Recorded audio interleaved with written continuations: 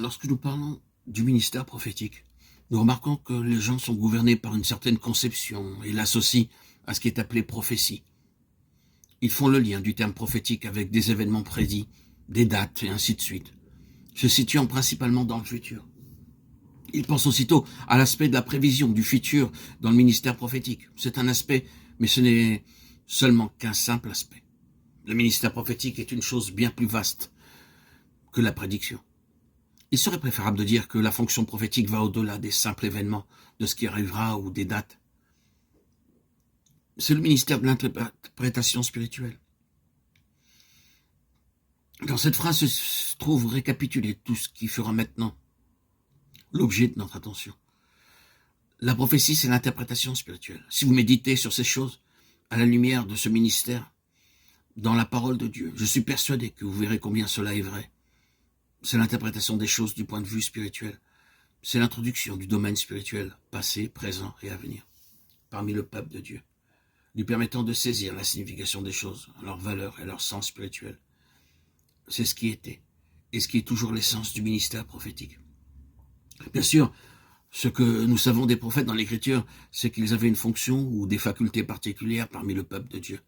Mais nous devons aussi nous souvenir que souvent ils cumulaient leur fonction prophétique avec d'autres fonctions. Samuel était un prophète, il était aussi juge et lévite. Moïse était prophète, mais avait aussi d'autres charges. Je crois que Paul était un prophète, il était apôtre et évangéliste. Il avait tous les ministères, me semble-t-il. Notre intention n'est donc pas de parler des prophètes comme étant des gens à part, mais du ministère prophétique.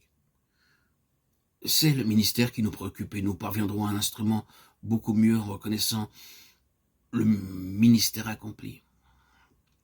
Nous comprendrons mieux le vase et nous saisirons mieux ce qu'il est en voyant le dessein pour lequel il a été formé. Permettez-moi de redire que c'est à une fonction et non pas à des personnes que nous faisons allusion lorsque nous parlons des prophètes ou du ministère prophétique. Je suis certain que ceux qui ont quelque discernement des temps dans lesquels nous sommes dans le domaine spirituel seront d'accord avec moi lorsque je dis que l'urgent besoin de notre temps, c'est celui du ministère prophétique. Jamais auparavant il n'y a eu un tel besoin d'une voix pour l'interprétation. La situation actuelle requiert ce ministère d'explication spirituelle. Il n'est pas nécessaire de faire des déclarations extravagantes ou d'être extrémiste dans les propos.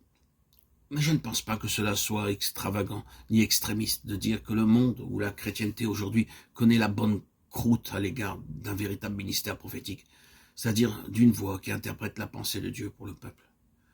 Cela peut exister ici et là, à des degrés divers. Mais de manière plus générale, ce ministère n'est pas pleinement manifesté.